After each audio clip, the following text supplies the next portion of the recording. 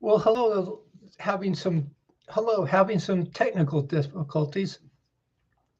You know what this is about. This is about home economics, trying to get gals who are single moms who are having a time of it to chime in and tell us what their budget is, and then to get you to uh, put yourself in the shoes of a 1950s home economist. And if you are running a household and it's a 3-bedroom brick house and a half-acre lot with 2.2 children and a hubby to take care of, what would your budget be wherever you are? How much money for groceries and clothes and piano lessons for the children? And if you're the one doing the consuming, you do the producing, you do the consuming. And so, how much are tennis lessons for you? And how much is your budget? It should be everything out of poverty and into plenty. So home economics is what is poverty, and then you say, well, what is not poverty? Not poverty is home economics. You have a living room to live in, and a dining room to eat, and a kitchen to support the dining room. And that's how you get a 1950s post World War detached house. Excuse me. And so we're hoping you'll call in. Since all that was thrown out, we're hoping you'll come in, call in, and talk about that. I'm the mom. This is what I need. Let's go. And if you're a guy, once you get a general idea what that is, call in and say, this is how many hours I have to work. By the way, this is coming to you from Tucson, Arizona.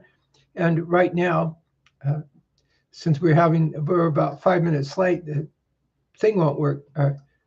It's about 12 o'clock New York time and about 5 or 6 in Great Britain.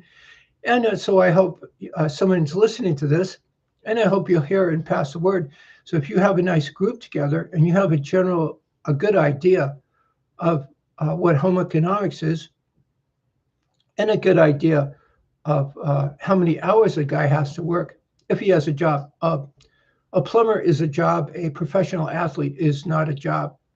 An architect that puts you in your own house is a job. The architect who gets into property and rents it out to other people is the bad guy.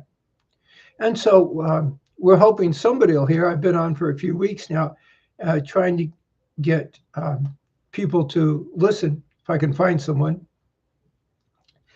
we can actually add something to the gang in the playground when it comes to this sort of thing. And so home economics is as opposed to individual rights, and they have other names for it. Communism and fascism, they are two groups for it. There's a group of people, they're communists, or they live in the beautiful southern mansion, and everybody else winds up living in communist housing projects or tenements, the slave quarters. And the people in the beautiful southern mansion are called the class of intelligentsia. And everything's geared towards getting that class of intelligentsia everything they want. And so you spend your life producing things for them. If it sounds familiar, it does.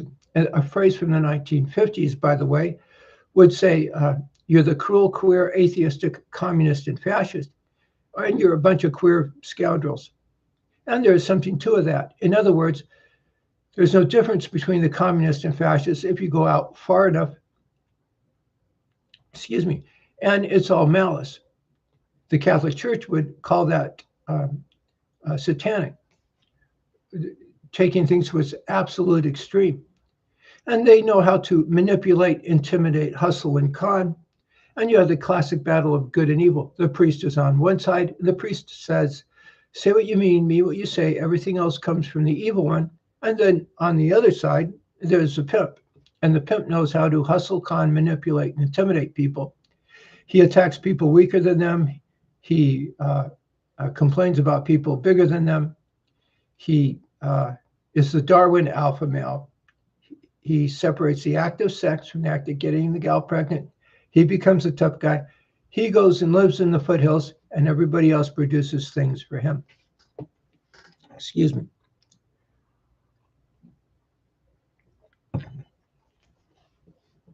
Thank you. And so you can see on social media, on YouTube and those sorts of things, what dire straits gals are in these days. You're either in one extreme or the other.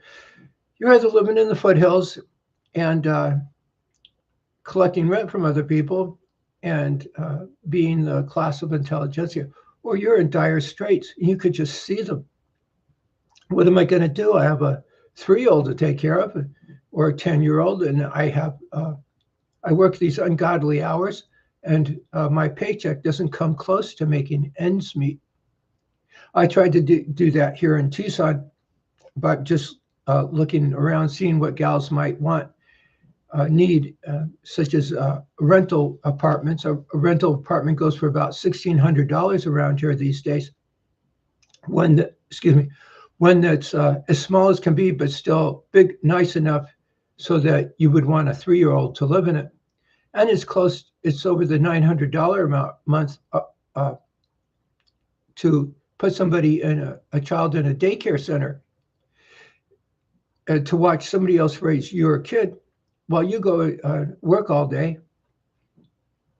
And there's you add health costs and dental costs and with deductions and food and clothing, and you don't come close to making ends meet. You're not going to, and it's just going to get worse. It's called the lazy V. And the watershed moment happened in the 1970s in the United States. In the 1950s, the Communist Party came out and said, we will overthrow the United States by about the year 1973, rather specific about it. And it just so happens, if I got things right, 1973 happens to be the year of the highest standard of living for the average Joe. After that little era, things split apart. Instead of making money by putting you in your own business, they started making money by getting into it, by causing you to have to work more hours. They threw out God. They had the sexual revolution. In other words, malice. They threw out establishing facts that are true as true. And they threw out decency as a formal argument. Those 3 things that make up God and country. And they made it okay to make money by causing other people to have to work more hours. And you could see it right there. In other words, they institutionalized pulling a bum's rush. And they had the attitude for it. There's absolutely no love in these guys. There's no guilt in these guys. And I think if Christ is love itself, these guys were the shot manual definition of a psychopath and sociopath. Actually, the shot manual classical definition of evil. Well, let's go through the motions. Home economics is when the married couple, picture a married couple from the 1950s in the United States. The married couple is viewed as the smallest economic brick. 10-year-olds can't pay for the mommies. Mommies can't take care of their kids and go work in the furniture factory. Dads can't go work in the furniture factory and run the household. And so the mom and dad are viewed as a single thing.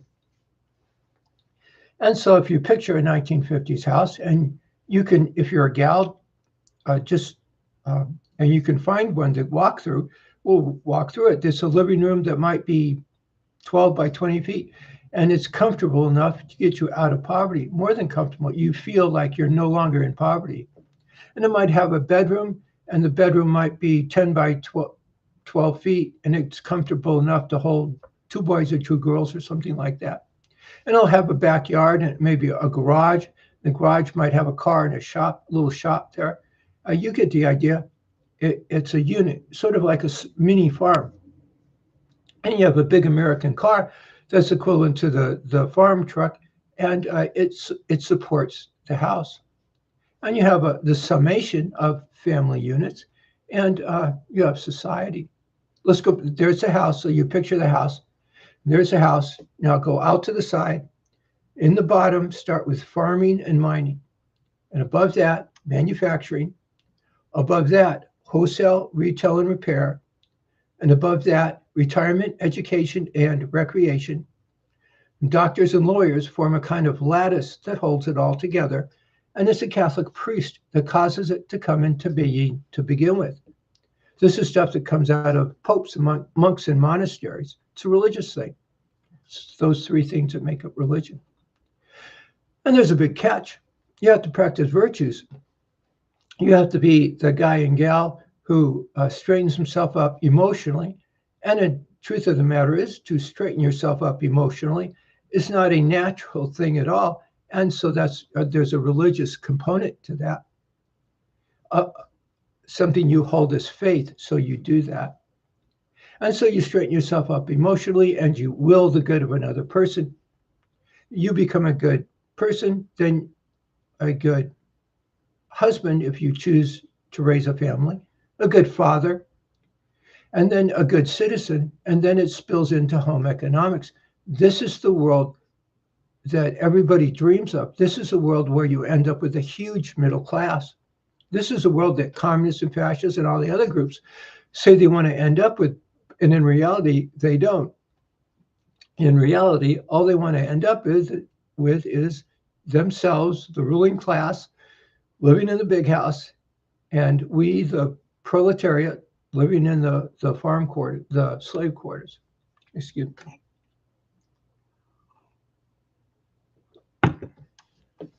It's true in psychology. When our society was changing, and that's one of the very important things you have to address, our society changed wholesale in the 1970s. And we went from home economics to individual rights was one of the expressions. And say what you want, that was treason. And it involved, among other things, the Diagnostic and Statistical Manual. That's the counselors and psychologists. And that was the time they came out and said that homosexuality will be no longer considered a mental illness. And there was quite a bum's rush there. The bum's rush was to be normal and well-adjusted is not a natural thing. And so instead of saying, okay, well, we're going to be a normal justice society, it's not a natural thing, we're going to do it anyway, and this is how you do it, they threw that out. And that was another one of those part of the Twilight Zone moments where it caused everything to crash. Just do that and walk away and give it a few decades and people will be starving in the streets. They don't have a name for it. They call it the consumption society. I remember Dan Rather in the 1970s. It's for another time to explain who he was, but he was a newscaster and everybody used to get on him and nobody could stop him. Excuse me. He was fond of pausing every now and then, looking into the camera and saying something as if he was passing the word. And once he stopped, he looked into the camera and said, "We're in a consumption society." And then he paused and went back to telling the news. And I remember it to this day because I wondered what in the world is he talking about. And I think we know now. There's about a 5-mile long Skid Row in Los Angeles, and there are abandoned houses in Detroit. And there are also $40–50 million houses in Malibu owned by people like Jane Fonda, who caused those houses, abandoned neighborhoods. Excuse me, I drifted a bit. Go back to the 1970s, please, and go back to psychologists.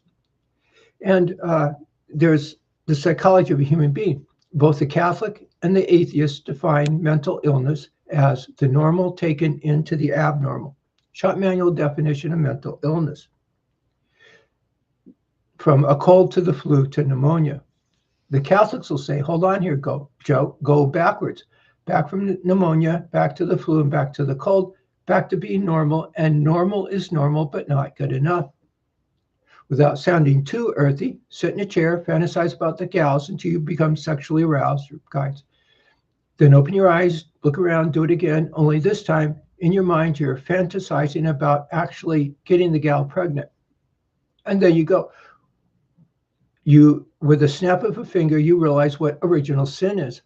It's just not a natural thing at all for that young man to have all these incredibly powerful emotions and to associate them with actually getting the gal pregnant. So he has to learn that. And so you teach that.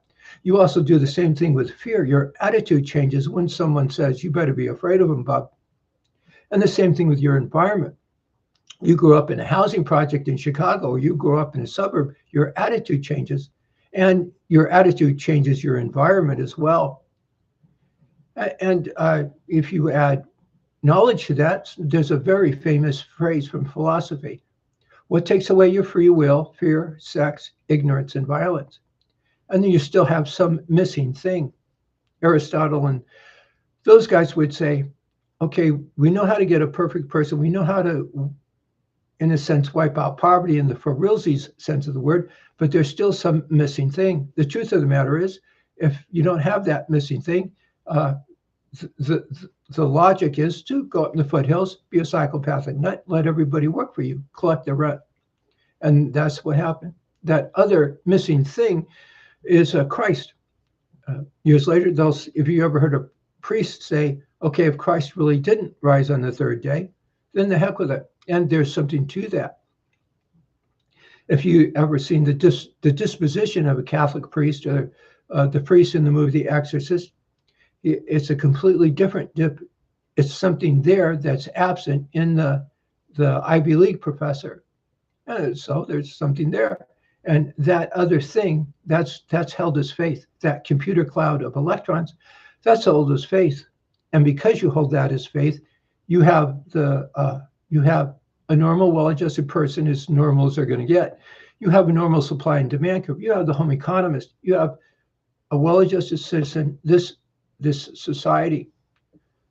And look, when you had that average gal, I hope I'm talking to, poverty flew right out the window. Kids had shoes on their feet. Life was easy. Kids were cheap in the sense that it didn't take much money to put shoes on their feet. And that was an expression. And that was as opposed to everybody else in the whole world. Our standard of living was so much higher than everybody. It was silly. And that included Europe, and that included the communist countries. And the communist countries shouldn't have been that way. The truth of the matter is, though, if this represents the post-World War United States and home economics, and you go over time and it's here, these guys, this is the lazy bee. These are people that lived in housing projects in Russia and in the communist country, but this is the ruling class. And these people always live a standard of living much higher than these people. Even the standard of living of the guys who control and consume in the communist countries' factories are much higher than Henry Ford, who built the factory. And the same with the lawyer, the criminal trial attorney, of course, character makes so much less money than the real estate, and that sort of thing. And that includes the communists. Now, these people up here cause these people down here. If you're on TikTok and you're a gal and you're beside yourself wondering what I'm going to do, well, these people up here had a blank check and unlimited resources. They caused you here. Now, if these guys won, you would have been up here a common housewife. But these people up here can't appear. These people up here, when these people up here exist, these people in the center, they can't appear. They're at war with each other. Communists and the democracy are virgin of it. The democracy for real. And so in a normal common sense fashion, well, if you arrange the parameters of competition so there'll be a large middle class, there'll be a large middle class. If you try to breed a breed of normal, well-adjusted people, there'll be a breed of normal, well-adjusted people. So I'm hoping somebody will hear this. And I try and be on at 12 o'clock at New York time on Sundays, and at 6 o'clock New York time on Saturday afternoons, Saturday evenings. And if you hear this, so please pass the word and try and get your gang together. If you get a gang together that's from different parts of the world, actually, and you can start putting numbers in this. First, you're a good citizen, even if you're in Mexico or Ukraine or Taiwan or St. Louis. And then you walk down the step. That's the religious thing, going to mass at church, Catholic. The Pope is part of your head. The nun, and then the well-adjusted gal. She walks down the steps and into society, And it's actually the same gal, even though she's a Mexican-speaking gal and a Chinese-speaking gal in Taiwan or the Ukraine. And then, just like Disneyland, it goes in, it spills out. So that gal in Ukraine will get subsidiary. She'll get everything she wants. Ukraine will look like Disneyland, look like however the gal wants it, actually. And the gal in Taiwan, it'll look like Chinese stuff, make a nice, beautiful world. Same with Mexico and St. Louis. So I'm hoping somebody will hear this. We better go back to this, and we better go back to it in a big hurry. So it's been a 25 minutes or so. There's a YouTube channel called The Priest or the Pimp. There's Facebook, and there's Instagram, and I hope Truth Social soon. So if you hear this, please pass the word, and Instagram. And I hope you'll pass the word, and I hope you'll join the gang in the playground.